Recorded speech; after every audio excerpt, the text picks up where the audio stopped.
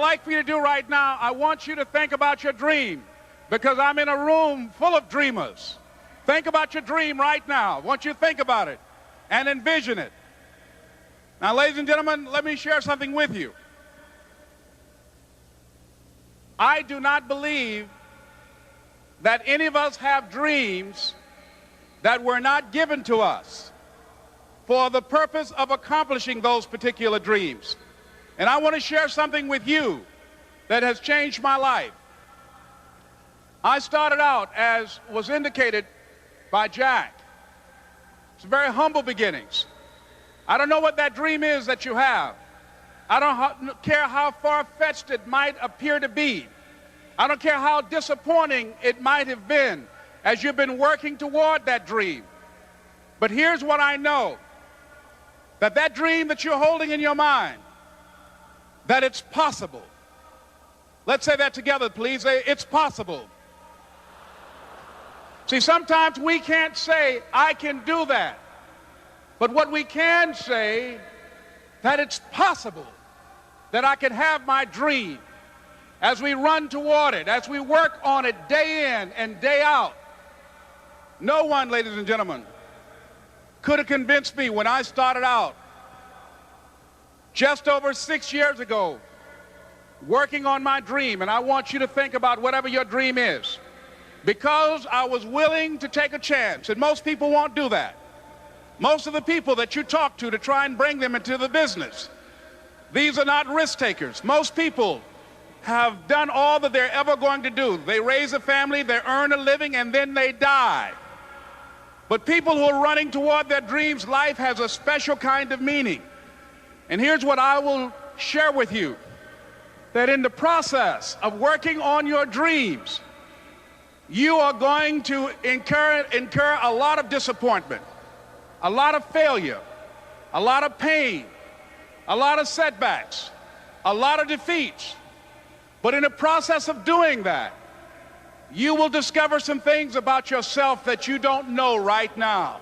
What you will realize is that you have greatness within you. What you'll realize is that you're more powerful than you can ever begin to imagine. What you will realize is that you are greater than your circumstances, that you don't have to go through life being a victim. As Jack indicated, I was born in Miami, Florida, in an area called Liberty City, in an abandoned building on a hard linoleum floor with my twin brother. We were 6 weeks of age. We were adopted.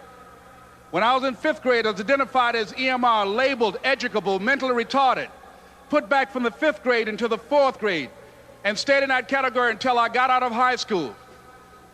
I don't have any college training, but I met a high school teacher who one day changed my life. I was waiting on another student, and when he came in, he said to me, young man, go to the board and write what I'm about to tell you. And I said, I can't do that, sir. He said, why not? I said, I'm not one of your students. He said, it doesn't matter, follow my directions now. I said, I can't do that, sir. He said, why not? I said, because I'm educable, mentally retarded. And he came from behind his desk and he looked at me. He said, don't ever say that again. Someone's opinion of you does not have to become your reality.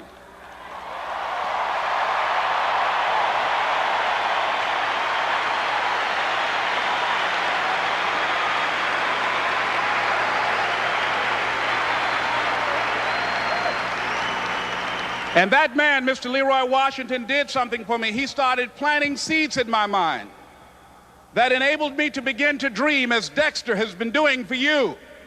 And ladies and gentlemen, I started working on my dream. And most people don't work on their dreams. Why? For many years I didn't. One is because of fear. The fear of failure. What if things don't work out? And the fear of success. What if they do and I can't handle it? The other thing is that most people, ladies and gentlemen, they get comfortable. They stop growing, they stop working on themselves, they stop stretching, they stop pushing themselves, and they end up becoming very cynical about life, and they throw in the towel on themselves and on their families and on their dreams. And the other thing is that most people don't feel worthy. What I'm doing now, I could have been doing years ago. But because I did not have a college education, because I didn't believe in myself, because I allowed other people's opinion of me to control my destiny, I didn't act on my ideas. So I applaud you for your dreaming, for your running toward your dream. I applaud you for believing in yourself, because that's what life is about, stretching and challenging, looking for ways that you can begin to improve yourself. And ladies and gentlemen, as a result of stretching out, of acting on my dream, and I don't know what that dream is for you, I can tell you that it's possible. No one could have convinced me that after just over 6 years, I will have my own book entitled Live Your Dreams. Just over 6 years, I would have 5 specials on public television. Just over 6 years, I've done motivational speaking for AT&T, Procter & Gamble, McDonald's Corporation, Xerox, IBM. Just over 6 years. I will now have my own talk show that will premiere on Monday, Labor Day. I'm saying to you, your dream is possible. Your dream is possible. But not only is it important that you believe and begin to know that it's possible for you to live your dream as you run toward it, but I've done something that I want to share with you called Choosing Your Future. In fact, I've developed a set of tapes talking about how to begin to create your own reality by choosing your future. And not only is it important for you to know it's possible for you to choose your future, but it's necessary that you work on yourself, that you develop yourself. It's necessary that you get the energy drainers out of your life, people who don't want any. It's necessary to know that everybody won't see it, that everybody won't join you, that everybody won't have the vision. It's necessary to know that a lot of people like to complain, but they don't want to do anything about their situation, that you are an uncommon breed. You know, you have to know within yourself that I can do this. Even if no one else sees it for me, I must see it for myself. That's necessary. It's also, ladies and gentlemen, necessary that you be creative when you're working on your ideas, that you understand the importance of changing up, of readjusting your strategies. Many times we can have a great idea, but if you're not advancing it in the right way and things don't happen, you become discouraged and think the idea doesn't work. No, that's not true. It's necessary that we become creative. I remember when I was in New York walking down the street, and a guy approached me and said, "Hey, mister, can I shine your shoes?" And I said, "No, I'm in a hurry. I don't have time." I kept walking. Someone else said, "Hey, man, your shoes look clutty. May I shine your shoes?" I said, "No, I don't have time. I'm sorry, I'm busy." And I was walking fast, and many people solicited me for my business. And then finally, a young man stepped in front of me, and he said, "Excuse me." And he started counting, 97, 98, 99, 100. He said, "Sir?" I said, "Yes." He said, "Come here, please." I said, "What is it?" He said, "Today is my birthday. And every year, just to thank God for another year of life, the 100th person who passes my shoe shine stand, I offer them a free shoe shine. Would you give me the honors?" I said, "Why, sure." I got up on the shoe shine stand, George, and I sat there, and he shined my shoes diligently. And when I got down, I looked at them, they were sparkling. And I was walking away, and I said, "Thank you." And I stopped, I said, "Excuse me, but how much do you usually charge?" He said, "Only $2. I said, "I tell you what, today's your birthday. Here's $5, keep the change." He said, "Thank you." As I was walking away, looking in the opposite direction at other people coming, he started counting again. 97, 98, 99, 100.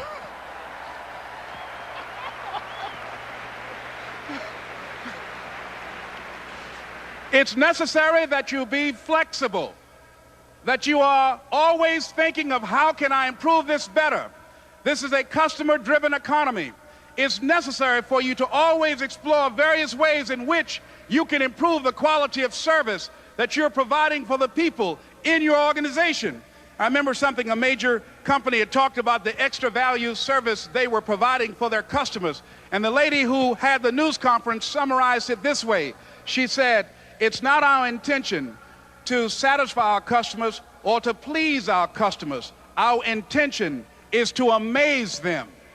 It's necessary, if you're going to compete today, that you look for ways to amaze your customers by being one of those individuals that keep your commitments, that keep your word, that's relentless, It's necessary as you work with the people that you bring into your organization, that they see that you are a good example of a person to work with because you model integrity and determination and ambition and truth and honesty and the way in which you conduct business. The next step is, that is you. That is you. That no one can do it for you but you.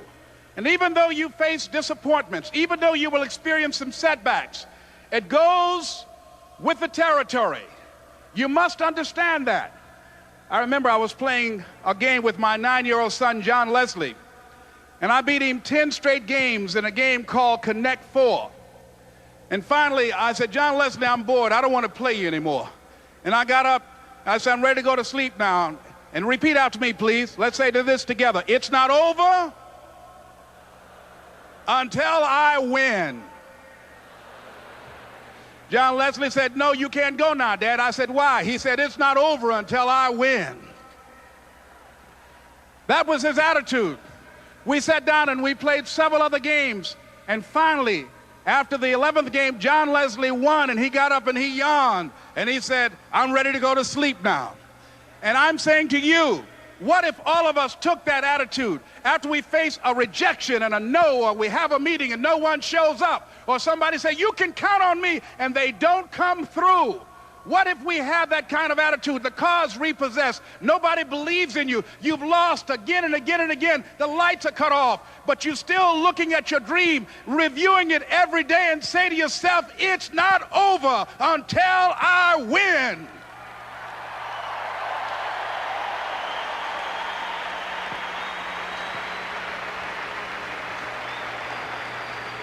Life will yield to you. Now here's the next step. Repeat after me, please. It's possible. I can live my dream. It's necessary. I work on myself. Surround myself with winners. Become creative. It's me. I've got to make it happen. It's not over until I win.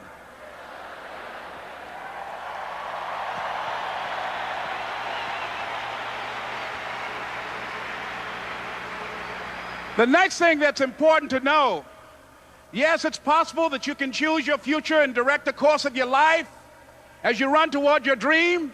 It's necessary that you have goals, that you write those goals down, that you plan, that you think constantly of how you can begin to improve what it is that you're doing. If it's your presentations, if it's your recruiting skills, whatever that is, it's also necessary that you look for ways to always find a way to pull it out when everybody else thinks that you're defeated. That you've got to take personal responsibility to know that in order to become successful, you've got to make it your personal business to do it. But the next thing, ladies and gentlemen, I want to share with you that some of you already know that it's hard. It's not easy. It's hard changing your life. It was hard when just over 3 years ago in the Penobscot building in Detroit, Michigan, where I was operating my business, and I fell on some hard times, and I was sleeping in my office. It was hard coming into the lobby, and the security said, excuse me, Mr. Brown, can we see you for a moment?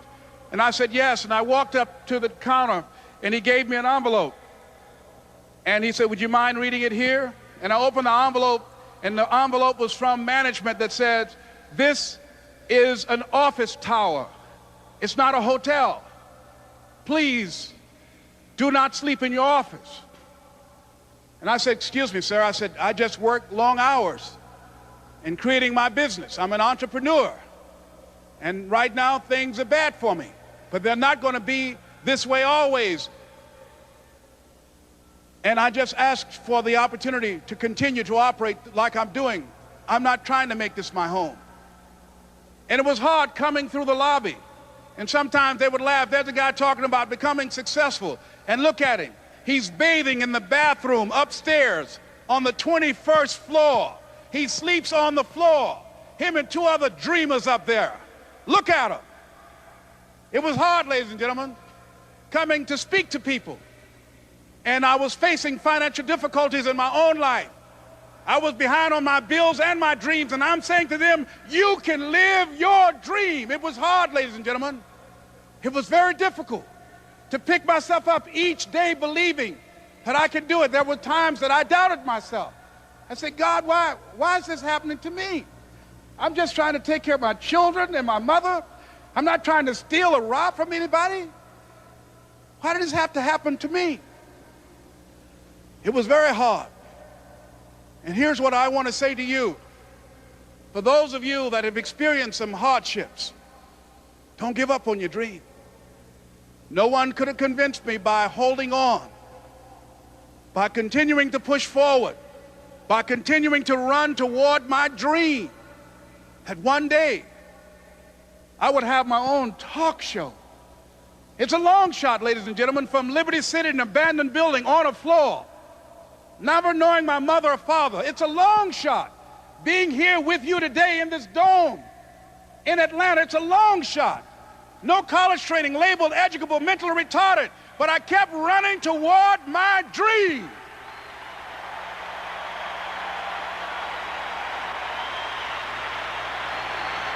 Don't stop.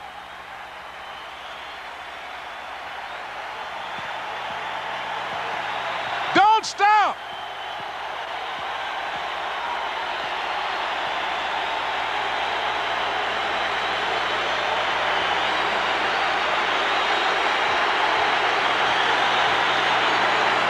Don't stop running toward your dream.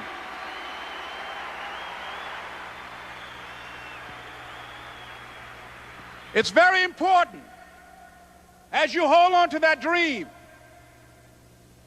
There are moments when you're going to doubt yourself. There are rough times are going to come, but they have not come to stay.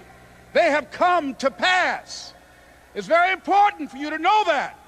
Don't say I'm having a bad day. Say I'm having a character building day.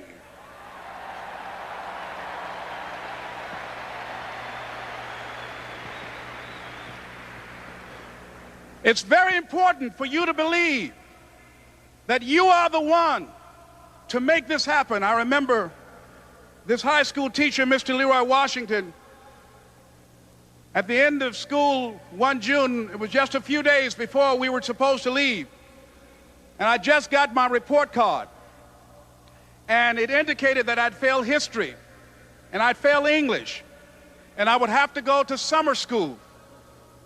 And I was feeling within myself that I was a failure, that I'm slower than most people in getting paperwork, and I was feeling down on myself and very negative. And Mr. Washington was giving a speech to the graduating seniors, and I was in 11th grade.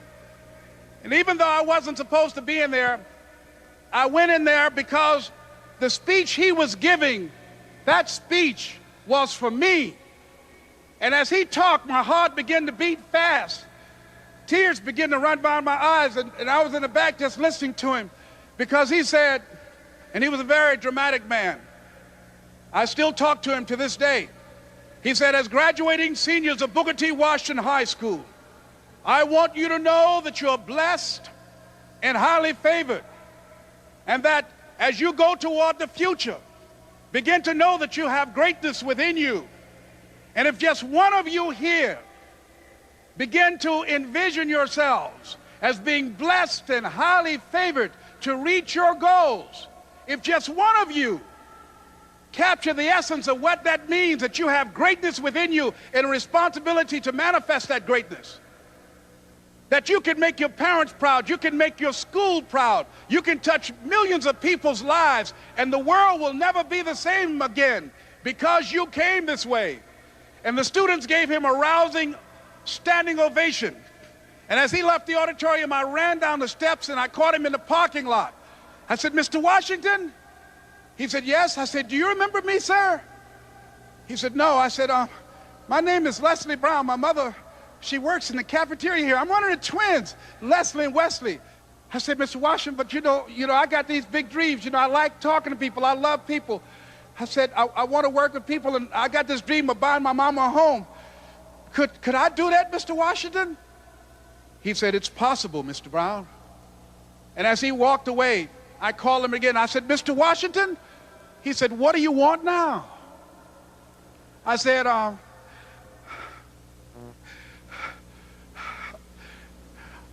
the one, sir. I said, I'm the one. You remember me, sir. I'm Miss Mamie Brown's boy.